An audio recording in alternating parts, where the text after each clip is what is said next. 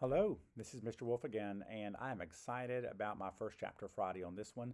This book is a wonderful book. It's been around for a couple of years, and I immediately fell in love with it. There is a book two out now, and I hear there's a book three coming out too. It is Front Desk by Kelly Yang, um, a wonderful book, and it's a wonderful story about a family that moved to the United States. And I think you might enjoy it too. So let's check out chapter one.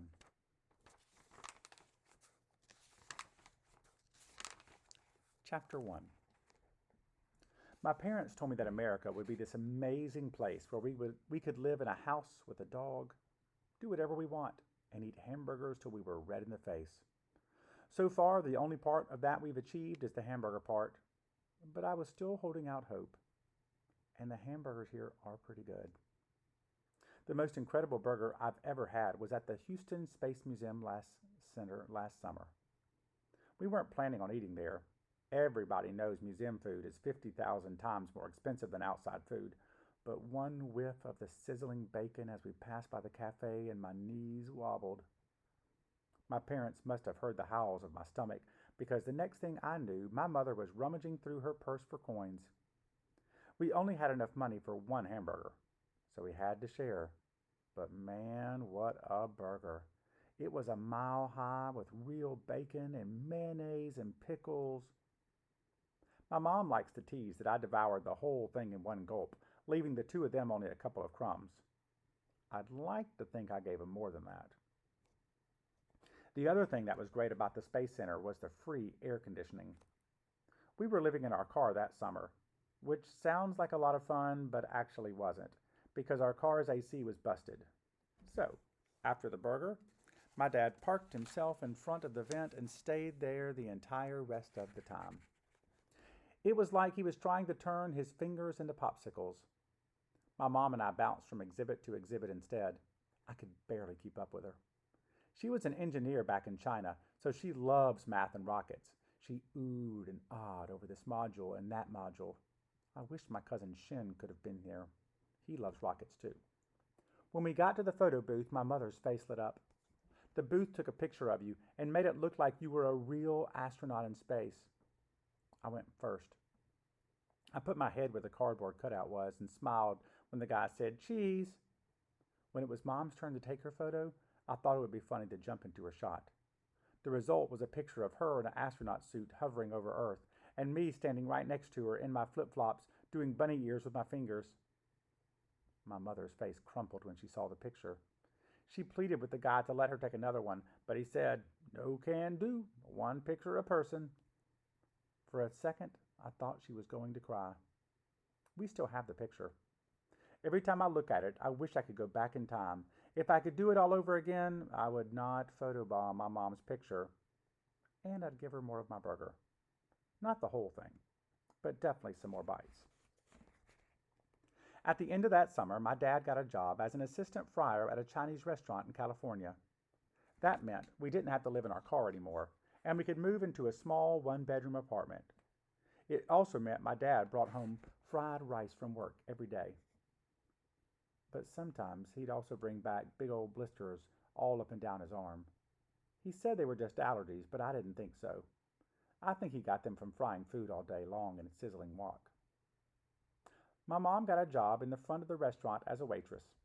Everybody liked her. She got great tips.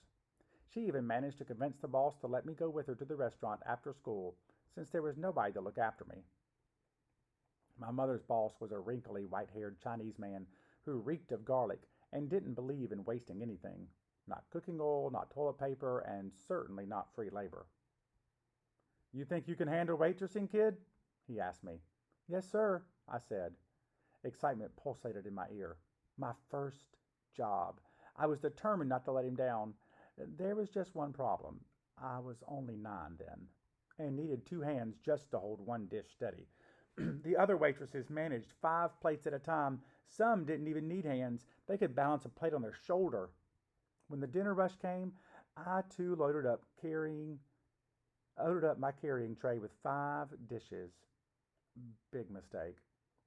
As my small back gave into the mountainous weight, all my dishes came crashing down. Hot soup splashed on the customers, and fried prawns went flying across the restaurant. I was fired on the spot, and so was my mother. No amount of begging or promising to do the dishes for the next gazillion years would change the owner's mind. The whole way home, I fought tears in my eyes. I thought of my 3 cousins back home. None of them had ever gotten fired before. Like me, they were only children as well. In China, every child is an only child, ever since the government decided that all families are allowed only one. Since none of us had siblings, we were our siblings. Leaving them was the hardest part about leaving China. I didn't want my mom to see me cry in the car, but eventually that night she heard me. She came into my room and sat on my bed. "Hey, it's okay," she said in Chinese, hugging me tight. "It's not your fault." She wiped a tear from my cheek. Through the thin walls, I could hear the sounds of husbands and wives bickering and babies wailing from the neighboring apartments, each one as cramped as ours. "Mom," I asked her, "why did we come here? Why did we come to America?" I repeated. My mother looked away and didn't say anything for a long time. A plane flew overhead, and the picture frames on the wall shook. She looked in my eyes. "Because it's freer here," she finally said, which didn't make sense. Nothing was free in America. Everything was so expensive. "But, Mom," "One day you'll understand," she said, kissing the top of my head. "Now go to sleep." I drifted to sleep, thinking about my cousins and missing them and hoping they were missing me back. After my mother got fired from the restaurant, she got very serious about job hunting. She called it getting back on her horse. It was 1993, and she bought every Chinese newspaper she could find. She pored over the job section with a magnifying glass like a scientist. That's when she came across an unusual listing.